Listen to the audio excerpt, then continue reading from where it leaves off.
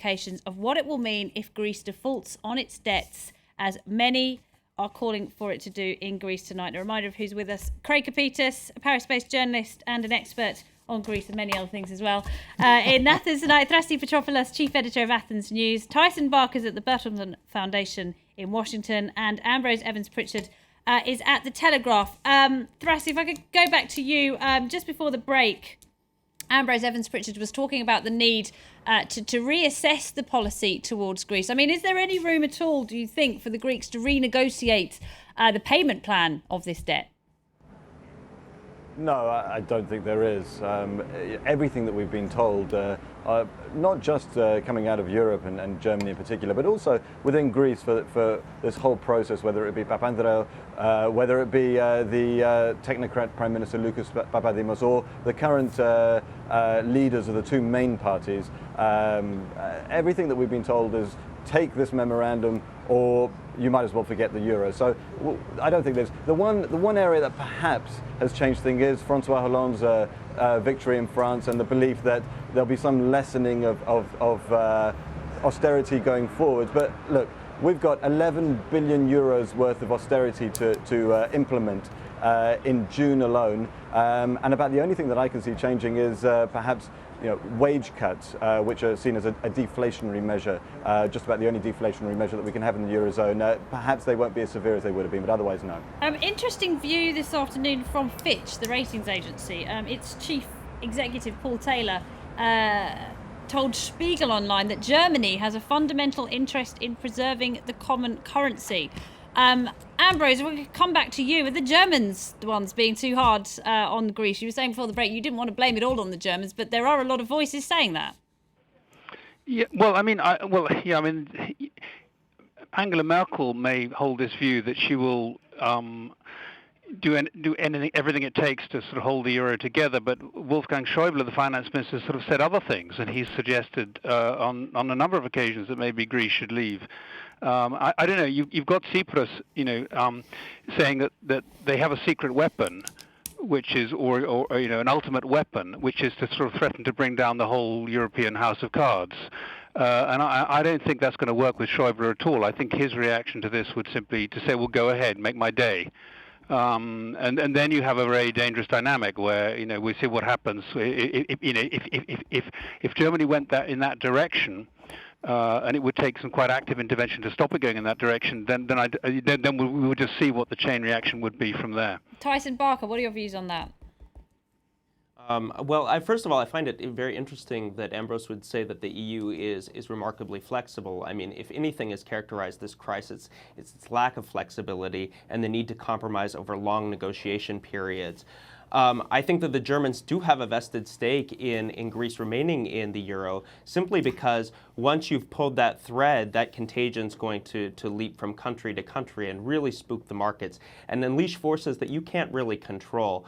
I think people in the Chancellery, and particularly Mr. Schäuble, who is a pro-European, realize this. But regarding a renegotiation of the bailout deal for Greece, I think that that's probably not in the cards. And I just wanted to bring in, there has been a particularly nasty side effect, if you can call it that, from this inconclusive election in Greece. The Golden Dawn Party, they're a far-right neo-Nazi party. They've won some seats in Parliament for the first time. They say they now have a stronger mandate to carry out some of their, to be frank, troubling ideals. Let's take a listen to their leader earlier. What will be the first measure to change?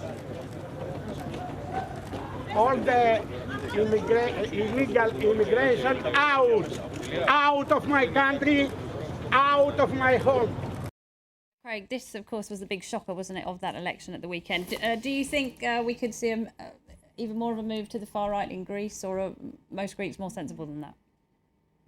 I think the jury's out on that. What we just saw there is shameful. This is the country of Plato. This is the land that created everything we know out of Western civilization. And we have a thug like that who should be running for office in a third world African dictatorship, not in Greece, not being supported by the citizens of Greece. And he's out there saying he wants to install landmines across the border. This man is a metaphor for how bad the situation has become there. And again, the lack of any statesman or any leadership within Greece. I think that's the key. There were people, if we go back, everyone has short memories with this. If we go back to November, a lot of people believed that Luka Papadimos was the man who was going to show some leadership here, a statesman-like figure, a technocrat who would get them out of the morass. He turned out to be just another one of the chums from Brussels. Let it continue. Keep kicking the can down the road. That's where we are now. Who is going to come in on June 17th? Who is going to emerge here as the leader and take control of this situation? And as long as we have people like this Golden Dawn or Golden Arches, what is fellow walking around here, we have a problem. Thrassi Petropoulos, it is particularly worrying. You were telling me earlier about journalists getting death threats from the party, this kind of thing. Yeah, a foreign editor at a leading Greek newspaper wrote a big opinion editorial on Golden Dawn and got a thinly veiled death threat. Journalists turning up for the inaugural post-election press conference were told to stand up when the leader came in or get out.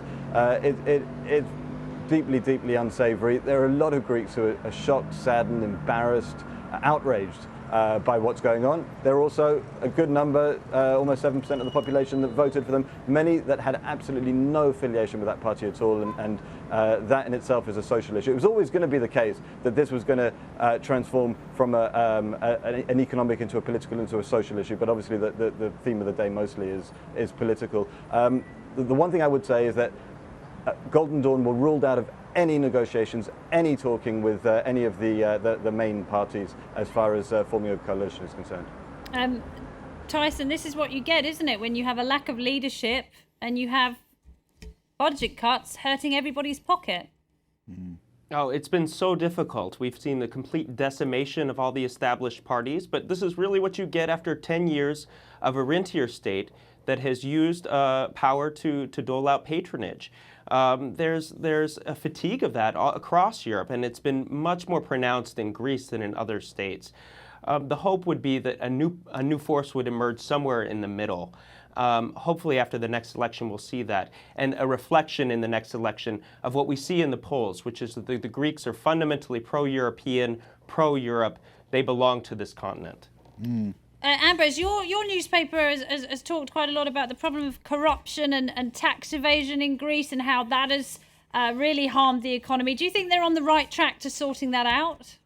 Well, yeah. I mean, my view is that the central problem here wasn't lack of compliance, or wasn't the failure to raise taxes. I mean, all of that's part of the problem, but the actual policy imposed on them was impossible to achieve. It was self-defeating. The collapse of the economy is so drastic that that's what's really killed tax revenues. So here they are, after in the fifth year of recession, and the budget deficit's still almost at 10% of GDP. They just had a shrinking economic base, but the debt was going up, and so it was just an impossible situation. It's what's called debt deflation in economics, and it's exactly what happened in the 1930s. And when you've got a fixed exchange rate system and you don't control your interest rates anymore, you have no central bank, and you don't have your own currency anymore, you're absolutely stuck. And that's what I think the leaders of Europe have sort of didn't really confront when all of this began. You're in this debt deflation trap in about 6 countries, and Greece is simply the leading example of it. And I hope they learn the lesson. I think it's too late to save Greece in this. I mean, I think Greece will probably have to go back to the drachma. It'll be traumatic. They'll go through 2 years of really, really difficult time, and then they'll recover, as Argentina did, and many other countries before them have in similar circumstances. It's not the end of the world.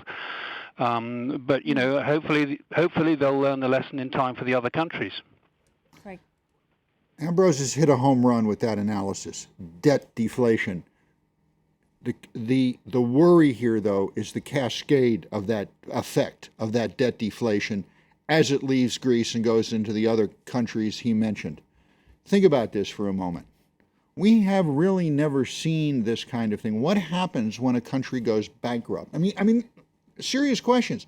What happens? Do the creditors go in and take it over? But we only have Argentina to look at. Yeah, Course, well, to look at, but that was a long time ago, and Argentina was a singular country. Here, what you're looking at is a country within a larger political union called the EU, and also Greece as your other guest was pointing out, is a member of NATO.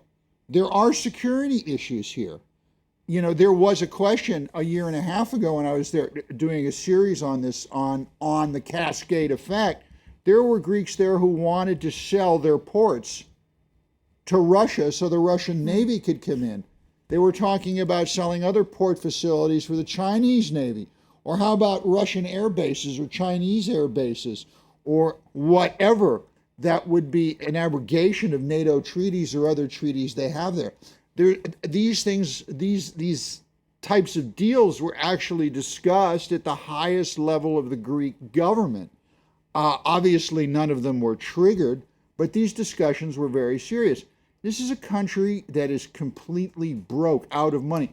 You're talking about, again, metaphorical. We don't have them coming down to Syntagma Square in front of the parliament in droves, but you're seeing people commit suicide on Syntagma Square because they don't have enough money to buy a piece of bread.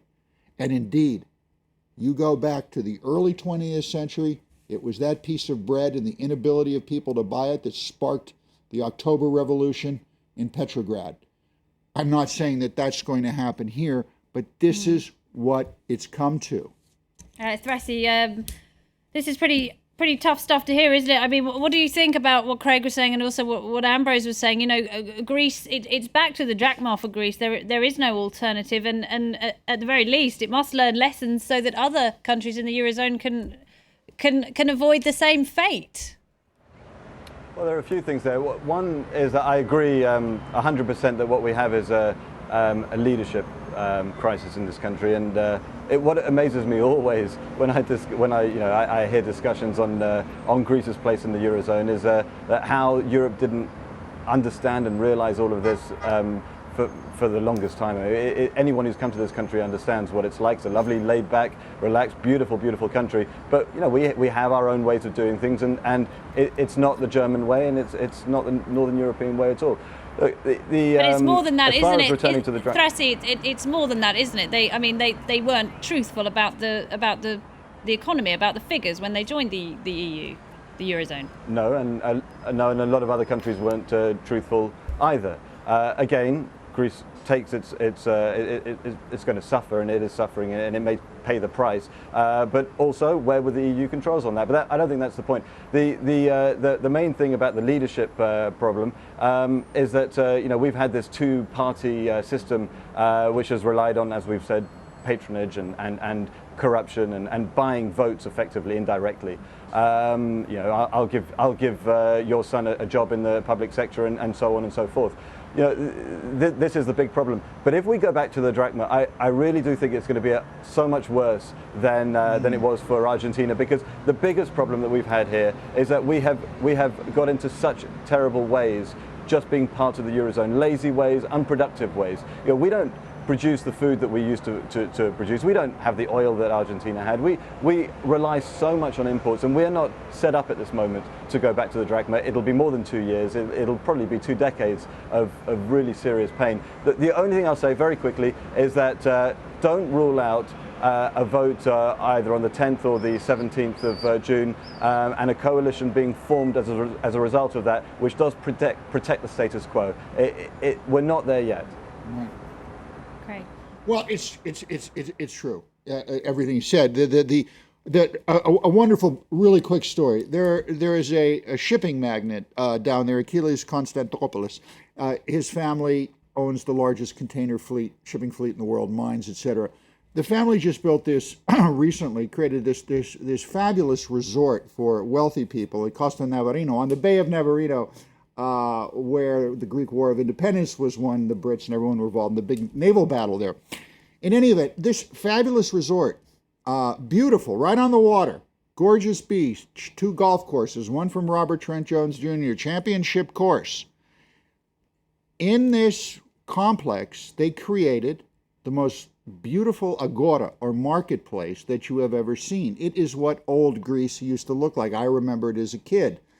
Everything you would want. You go down to the local village, see the local beach, it's crumbling. Because the state has not had the wherewithal or the money, or perhaps was too corrupt over the past 40 years, to put the state resources into I recreating Greece. I can't overstate the case for corruption. In 2005, according to Eurostat, Greece was ranked second only to Bulgaria in terms of corruption. I mean, corruption has played a huge part. They were here, trying hasn't it? very hard to exceed Bulgaria, by the way. That was, that was something they worked very hard on, and they failed. It is tragic, and what you see from the business community there, the serious business community, who pretty much it looks to me to have been locked out of contributing to creating a new government there. There's a lot to be learned from, as I mentioned before, from these Greek organizations, such as the Konstantinopoulos family, such as the Narakos, but this hasn't been done yet because they're still looked upon as the bad guys. All right. Tyson, just briefly, are you hopeful that a new vote on either June 10th or June 17th will produce a good result for Greece and they can still find their way out of this and not have to go back to the drachma with all that entails? Well, I certainly hope so. And of course, this conversation has kind of touched on the magnitude of the apocalyptic scenarios that are playing out right before the Greek people's eyes. We need to really find some certainty in that vote. We need something that will enshrine the status quo, that will give the Greek people, the Greek economy, the credibility that it needs to move forward. Because until we get that, you're not going to have capital flowing into the country. You're not going to have an indication from the international community, from the business community, that Greece is the type of place that belongs to the advanced developing world, or developed world. And Ambrose Evans-Pritchard, just very, very briefly, if you can, lessons to be learned by the rest of Europe. Will they be taking note of this and learning those lessons?